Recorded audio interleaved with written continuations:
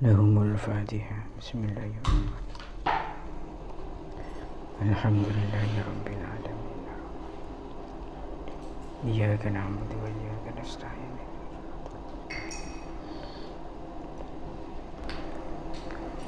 Bismillahirrahmanirrahim. Faqad qala al-muallif rahimahullahu ta'ala wa nafa'na bihi wa bi'ulumihi wa bi asrarihi fid darain amin. Allahumma amin. Amin. Allahumma salli wa sallim wa barik alaihi.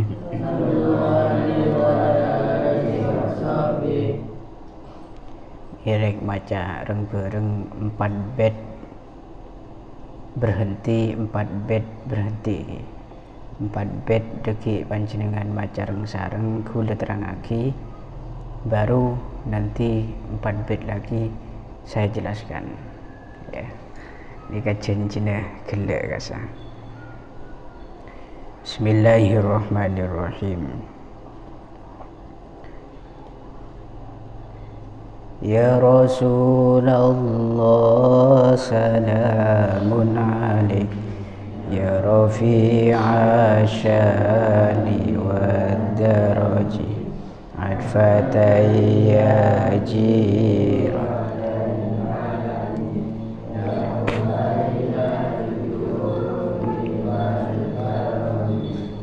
Nahnu jiranum bidhal harami, haramil ihsani wal hasani. Nahnu min qawmin bihi sakanu wa bihi min khawfihim. Ya Rasulullah salamun alaik. Wahai utusan Allah, salamun alaika, semoga keselamatan tetap tercurah limpahkan kepadamu. Dalam sebagian penafsiran ulama, salam itu ada yang mendefinisikan bimakna tahiyat, penghormatan tetap tercurah limpahkan kepadamu. Ya Rafi asyani wad daraji, wahai nabi atau manusia yang memiliki perilaku yang sangat mulia, perilaku yang sangat luhur. Mangkan Gusti Kanjeng Nabi nikah sampai dikatakan menosah sepaling bagus akhlak benjukan fisiknya, secara moral, secara perilaku, secara sifat, secara pembicaraan, bahkan secara fisik, itu tidak ada satupun yang menandingi Rasulullah ini kesobungi. Bahkan wad-daraji, dalam sudut pandang derajatnya pun Gusti Kanjeng Nabi itu siapa yang memiliki gelar yang setara dengan beliau? Sayyidul Alamin, Sayyidul Mursalin, Sayyidul Anam. Itu semua gelar-gelar istimewa kan?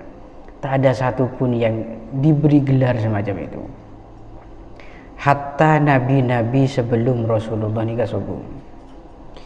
Adfatan ya jiratal alami, saya memohon welas asih. Adfah itu kasih sayang. Wahai nabi yang di situ mengangkat bendera Islam. Alam itu sebuah bendera yang di sini ini diperlakukan sebagai bahasa majas, yang mana secara hakikatnya ki alam itu ki kejayaan Islam itu semua dipimpin oleh Rasulullah, diproduksi oleh Rasulullah, dan dibawa oleh Rasulullah. Semua kemuliaan Islam itu. Dan itu semua sebagai wasilah. Dan perlu diketahui, Rasulullah nikah detih Nabi ini tak gampang kan. Detih Rasul nikah tak gampang, banyak beban dan begitu besar tanggung jawab beliau terhadap umat. Dalam sholawat yang sering kita baca, Allahumma sholli ala Muhammad, itu sebagai bukti nyata senajan Rasulullah nikah hebat, menusah saya paling sempurna, tapi paling tidak itu sudah menjadi bukti kuat bahwa Rasulullah itu bashar, seorang manusia juga, akan tetapi lakal bashar, tidak seperti manusia secara umumnya. Karena jangan gelek sifat-sifat yang tak bisa dijangkau oleh manusia secara umum. Sehingga ini yang menjadi titik perbedaan antara ajaran Rasulullah dan juga ajaran kelompok-kelompok Nasrani.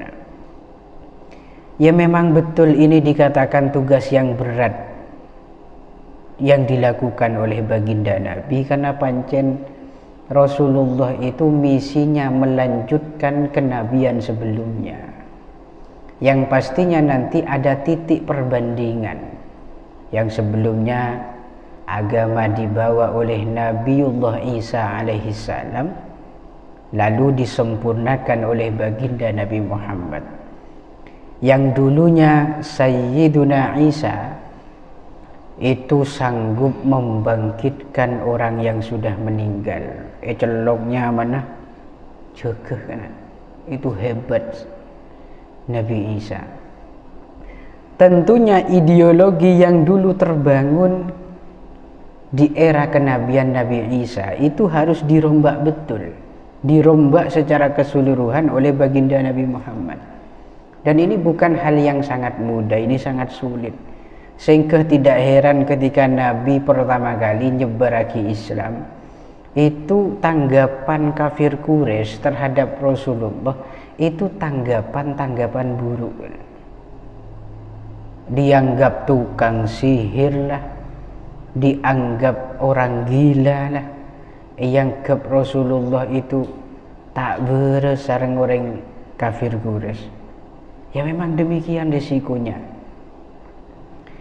menjadi nabi penerus gitu ki.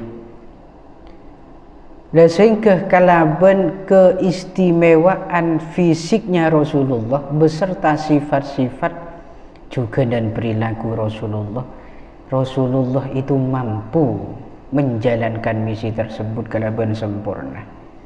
Sebut ya jiratal alami, ya uhailal judi wal karami, wahai nabi yang memiliki sifat dermawan. Al-jud itu lambek kan? Al-karom itu juga lambek, tapi keduanya ini punya kadar yang berbeda. Kalau al-jud itu ketika diminta kita memberi, sampian ketika di PC bedekan jana butuh, engkau minta PC engkau butuh, di sampean beri. Artinya sampean itu lambek ketika ada tuntutan. Pentain berarti ben sampean beriin. Beda dengan al-karom. Al-karom itu yu'ti qabla ayyus'al, memberi sebelum diminta. Makanya Gusti Allah memiliki sifat al-karim, zat yang maha pemurah, zat yang maha ya lambek sar pengiran. Kita tidak pernah di situ meminta hidup, meminta hidup dalam kondisi punya organ lengkap, tapi sareng Allah di situ diberikan langsung secara otomatis lahir pun endik dua merepat, endik dua tangan dan lain-lain. Nahnu jiranum bidal harami, kami ini adalah tetangga daripada tanah haram ini. Ini mengingatkan pada biografi beliau, pengarang daripada Maulid Daibah, ya kan? bahwa pancen beliau kemarin itu dijelaskan dalam namanya ada penisbatan Al-Yamani. Nika menunjukkan beliau itu hidup di daerah Yaman.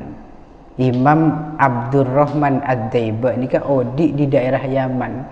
Menurut satu keterangan, Yaman beliau ada di Yaman Utara. Lah kota Yaman dengan Mekah itu, dengan tanah haram itu berdekatan kan. Walaupun tak sedekat yang kita bayangkan, dekatnya tetangga rumah ke rumah, dia tidak. Ya seperti Indonesia ini kan ketetangganya Jepang, tetangganya Filipina, tetangganya Malaysia, dan harum kita tetangganya Malaysia, tetangganya Australia. Tapi apakah dekat itu? Jauh. Cuma ini bahasa Yaman ini bahasa sastra lagi, perkara yang jauh tapi dianggap dekat karena begitu erat hubungannya. Makanya salah sitong ciri khas yang dimiliki oleh Maulid Ad-Daiba ini kan, madah beliau, pujian dan sanjungan beliau kepada Rasulullah itu begitu besar kan, kecintaan beliau. Sehingga beliau hidup di daerah Yaman tentunya punya ikatan rohani, endik hubungan secara roh dengan tempat Nabi Muhammad, yaitu di Madinah dan juga di Mekah, karena dulu pernah hidup di Mekah. Maka itu diistilahkan sebagai tempat yang dekat sampai disebutkan nahnu jironun bidal harumi, harumil ihsani wal hasani, tanah haram yang penuh dengan kebaikan di dalamnya. Ya Mekah, kalau kita pikir, kita hitung, kita analisa betapa banyak kebagusan neng kasa. Kalau kita pandang secara syar'i, abojeng neng kanto daripada bojeng kan. Sampean abojeng neng masjid kanto ben masjid Mekah ini kepada. Ya pada bedaatan, pada bojengnya tersebumi, tapi kenjana beda. Lah ini saya kocak harumil ihsani wal hasani. Nahnu min qaumin bihi sakanu, kami bagian dari kaum yang bermukim bertempat di sana.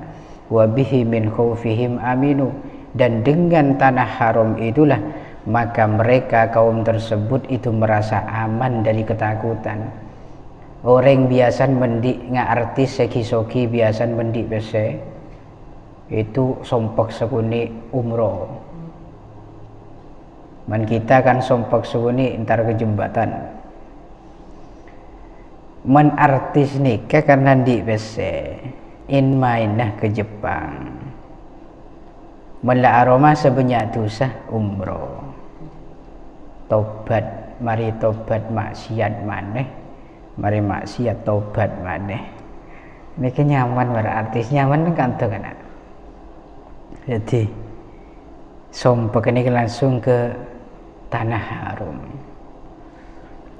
Kalau kita sompek aroma sebanyak dosa, langgar le motem, langgar jaraknya sangat dekat, masjid sangat dekat.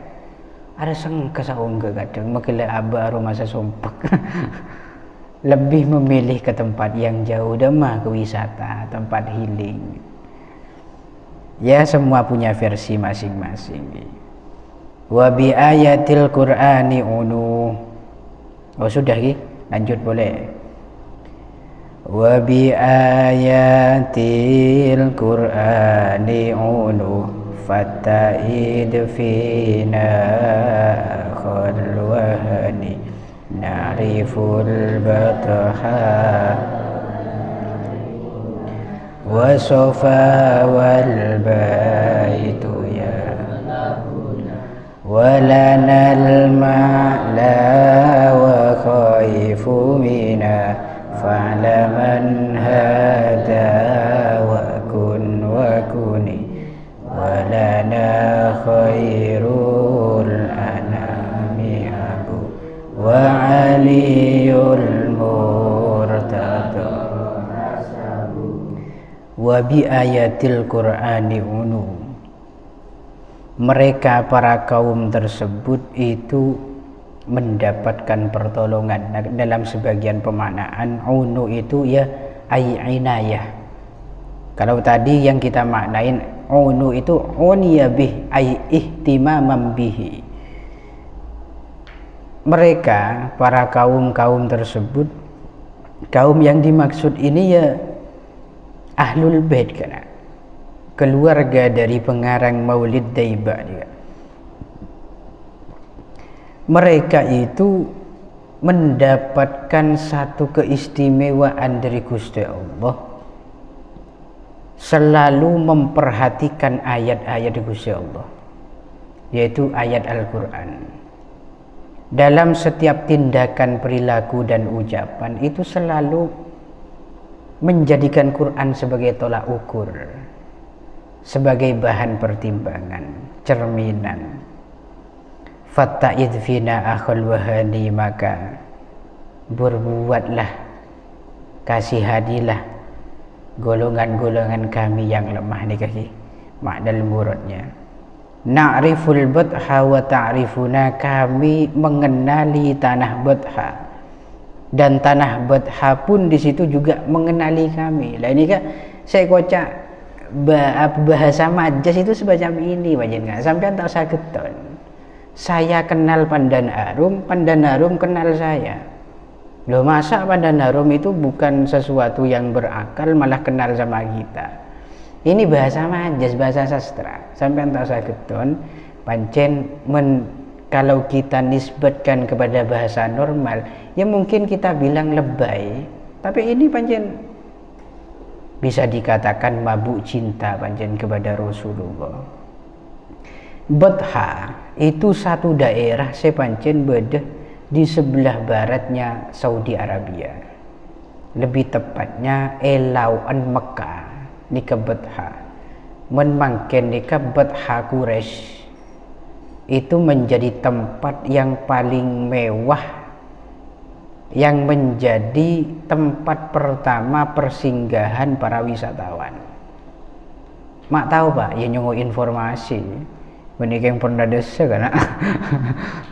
Jadi Batha itu mungkin posisinya ya dulu juga sama, posisinya beda elauan Mekah. Mentak para tajil aku pas entar di sana kan. Tanya beda daerah Batha na Banten kan tuh. Dan dalam satu informasi disebutkan Batha ni keejaman mungkin itu menjadi tempat yang mewah, tempat yang paling indah di antara yang lainnya di kota Mekah. Sampean coba tanya-tanya informasi kepada orang yang sudah melakukan ibadah haji, pola depak kan tuh ke Batha ini. Ini sekarang, kalau dulu itu mungkin ya semacam padang pasir lah, karena dulu kayak apa Saudi Arabia, penuh dengan gurun, penuh dengan bukit-bukit, yang nanti diantaranya ada bukit Sofa. Was-Sofa wal baitu ya'lafuna walanal ma'la wa khayfu mina, dan kami memiliki makna ma'la. Tanah Ma'la itu tanah, kalau sekarang daerah pemakaman yang ada di Mekah. Kalau di Madinah itu Baqi', pemakaman Baqi', yang sekarang menjadi persinggahan Maimun Zubair itu di Ma'la, beda dengan Mekah kesana. Wa khayfu mina, dan Masjid Khaif yang ada di tanah Mina.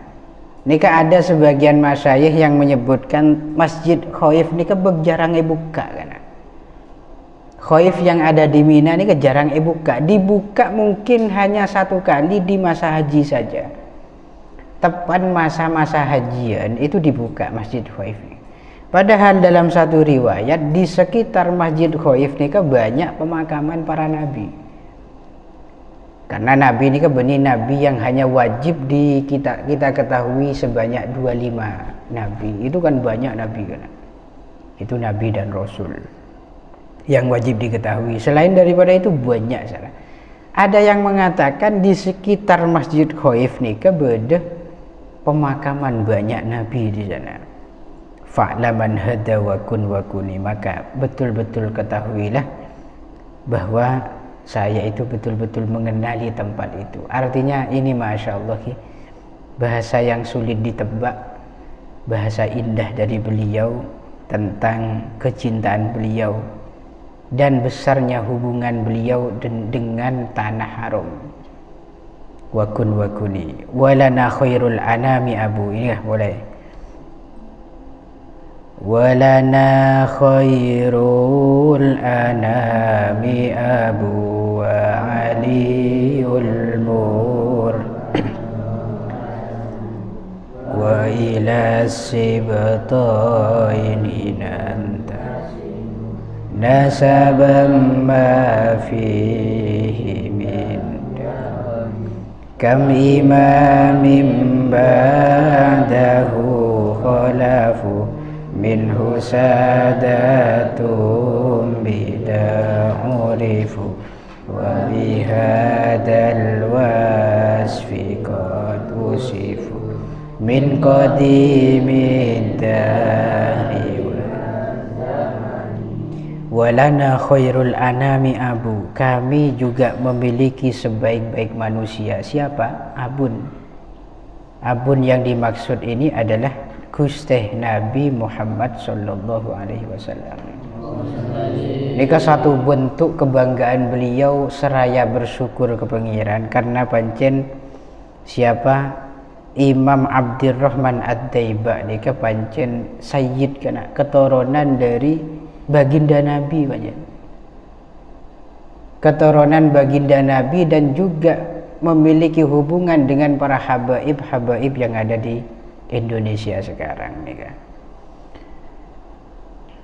Wa aliyul murtado hasabu, dan kami juga memiliki Ali yang diridoin riwayat hidupnya. Jadi Sayyidina Ali itu memiliki riwayat hidup yang berbeda dengan Khulafair Rasyidin sebelumnya. Keistimewaan Sayyidina Ali, beliau dalam hidupnya dan sepanjang hidupnya tidak pernah sekalipun musyrik, itu tidak pernah. Dan tidak pernah Sayyidina Ali menyembah berhala. Makanya gelar Sayyidina Ali itu diberi tambahan satu lagi, karramallahu wajhah. Melainnya korokun radhiyallahu ta'ala anhu. Khusus Sayyidina Ali tambahin karramallahu wajhah karena dirinya tidak pernah sujud terhadap berhala. Makanya kocak al-murtado hasabu, riwayat hidupnya selalu diridoin sareng Allah karena tak pancen tak pernah syirik kepada Gusti Allah. Wa ilas sibtaini nantasibu nasabam ma fihi min dakhani, dan kami itu intisab, memiliki nasab ketersambungan terhadap kedua cucu beliau, Sayyidina Husain dan Sayyidina Hasan. Cucu daripada baginda Nabi yaitu Hasan dan Husain. Yang mana nasab ini ma fihi min dakhani, tidak ada kecacatan sedikit pun. Artinya kalau sekarang ini rame polemik nasab, masalah-masalah nasab tentang habaib, itu mungkin ia pancen fitnah di akhir zaman. Dan nikah Imam Ad-Daiba itu dengan lantang dan berani, bahkan beliau terang-terangan mengakui beliau itu bernisbat kepada sibtain, kedua cucu Rasulullah, Hasan dan Husain. Beliau itu panjang keturunan Husain nantinya.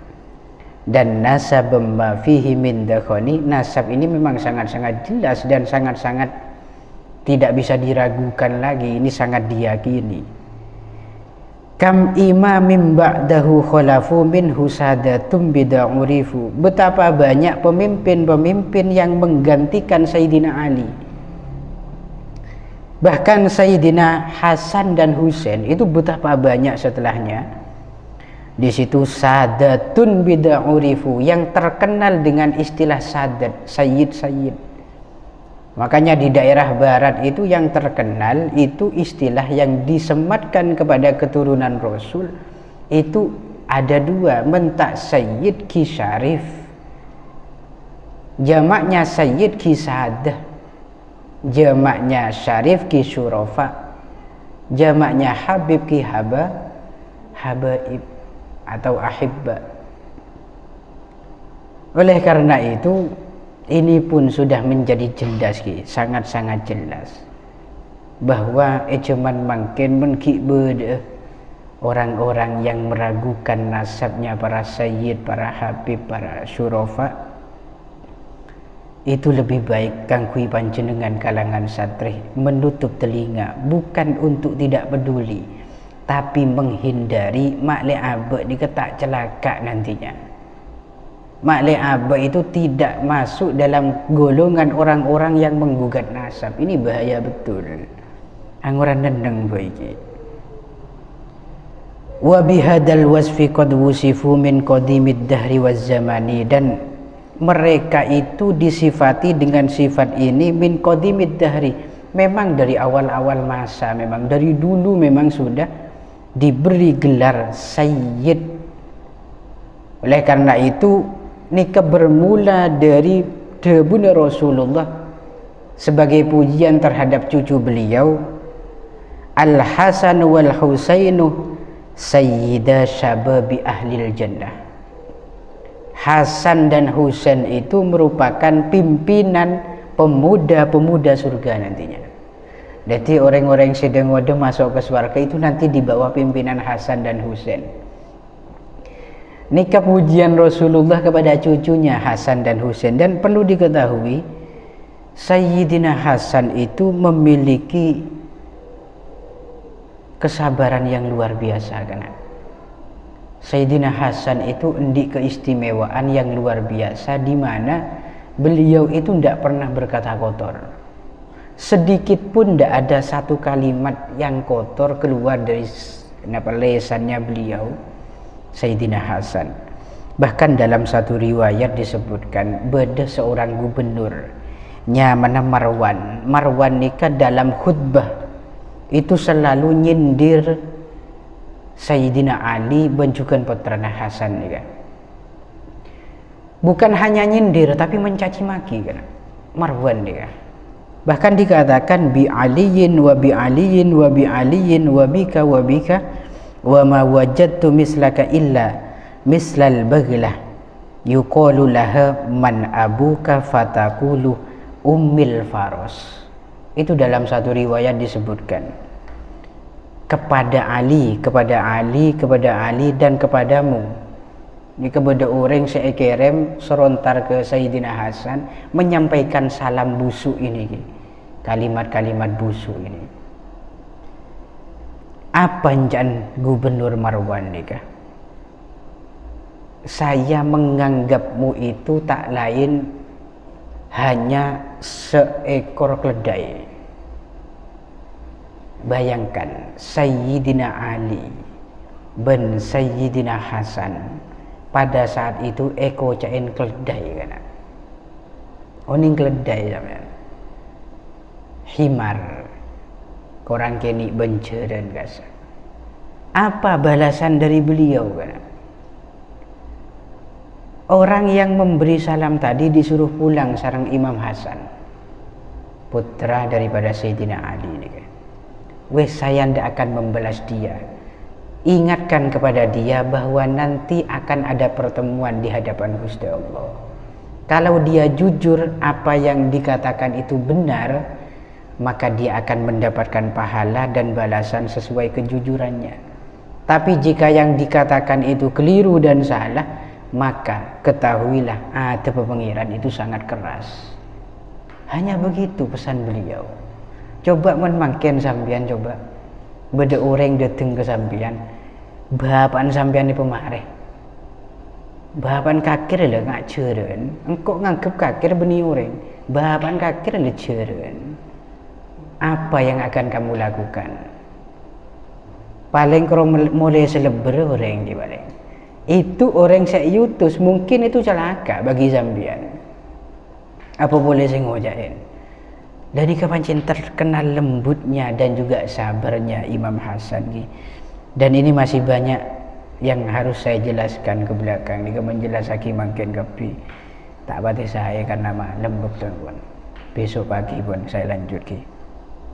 wa bihadzal wasfi qad wusifu min qadimid dahri waz zamani mislu Zainil Abidin Ali wa ibnihil Bakiri khairi wali. Wallahu a'lam bishawab. Al-Fatihah.